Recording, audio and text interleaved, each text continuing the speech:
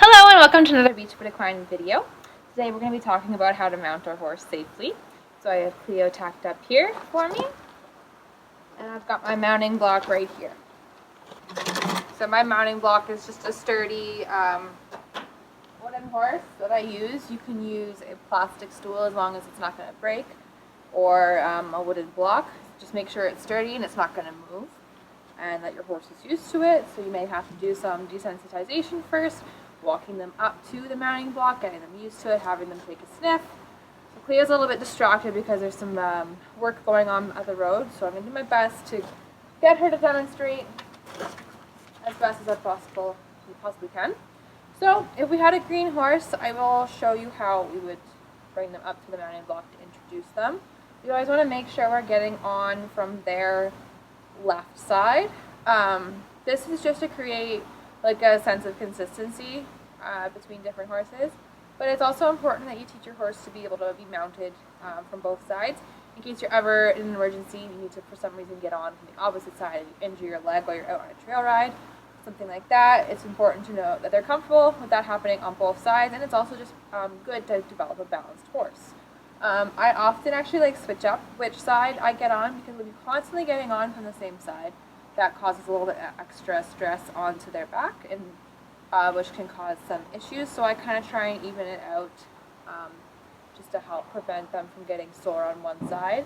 It's also very important that we never mount from on the ground. Even if our horse isn't very tall and we can reach the stirrup, you don't need to be a show-off. Just use a mounting block, because the more stress you put on their back, the worse for them.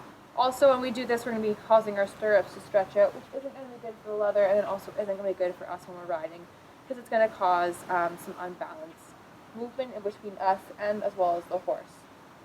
So that was also mentioned in our tack cleaning video, the importance of swishing our stirrups around to ensure that we're stretching them both out evenly. Obviously, a Western saddle, this isn't possible, so that's when it's important as well to get on evenly on both sides. So we are going to have Cleo go for a little walk, and I will show you how I bring her up to the mounting block.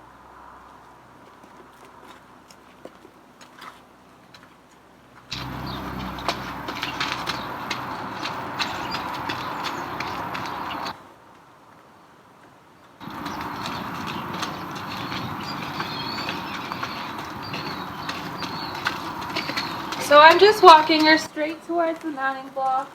I'm letting her have a sniff, obviously because she doesn't care about the mounting block.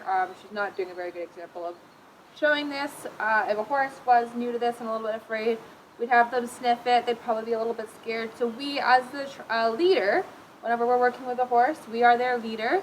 So we have to be very calm and show them that we're brave and that the situation is not something to be scared about, to keep them calm as well. So we walk them up to it, get them used to it, have them walk around it. Your horse is new, you may want to be doing this in an arena, not out in the open. You also want to make sure there's nothing around you, so really ideally I wouldn't have my car back here right behind me, but I know that Cleo's not really going to do anything. So then the next step is, we're going to get on our horse, so we're going to make sure that we're on the proper side.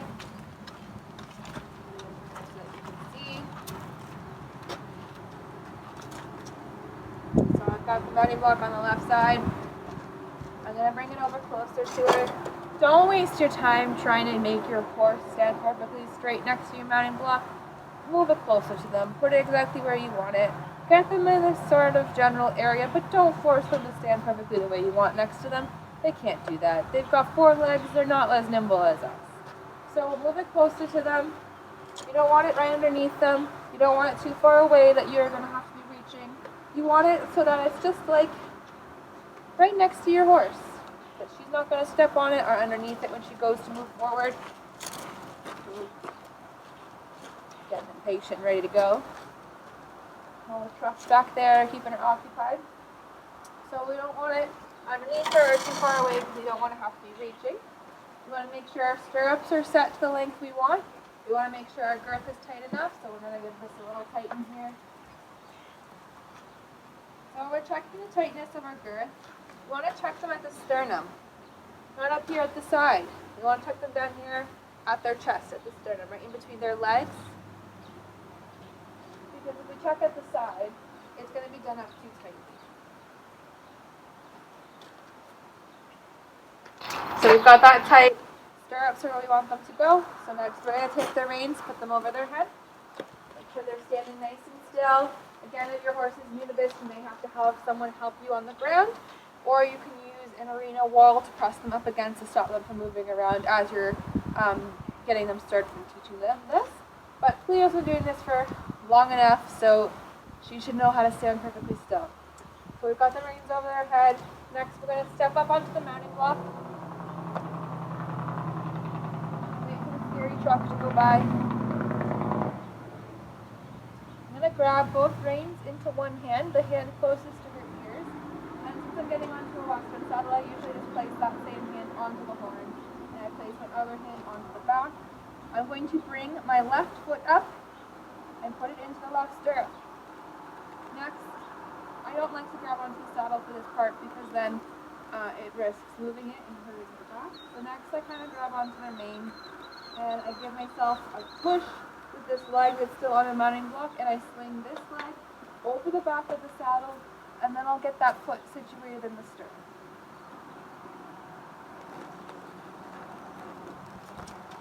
Also, we want to make sure our horse doesn't go and walk away right after.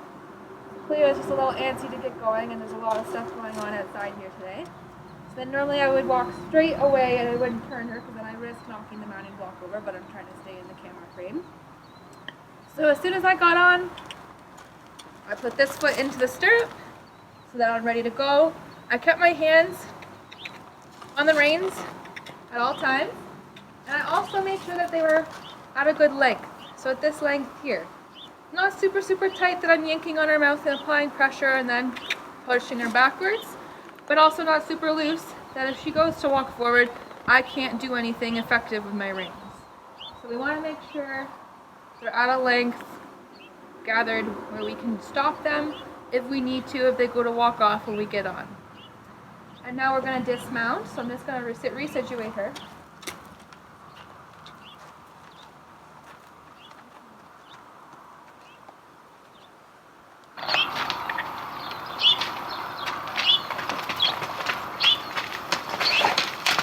So again, we're going to be getting off of the horse from the left side, but again, as mentioned before, it's important to have them educated in doing it from both sides.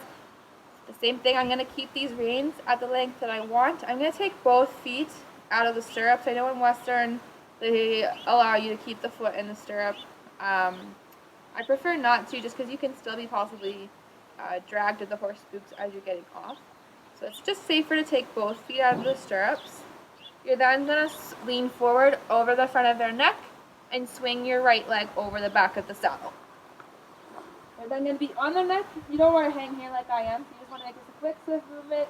You're going to push yourself off, back, and away from them with a little, so that you're not stepping down on top of them. And try to bend your knees as you land so it doesn't hurt them too much and your ankles. Try to land as softly as you can. Keep your hands on the reins at all times so that you're able to keep control of your horse at all times.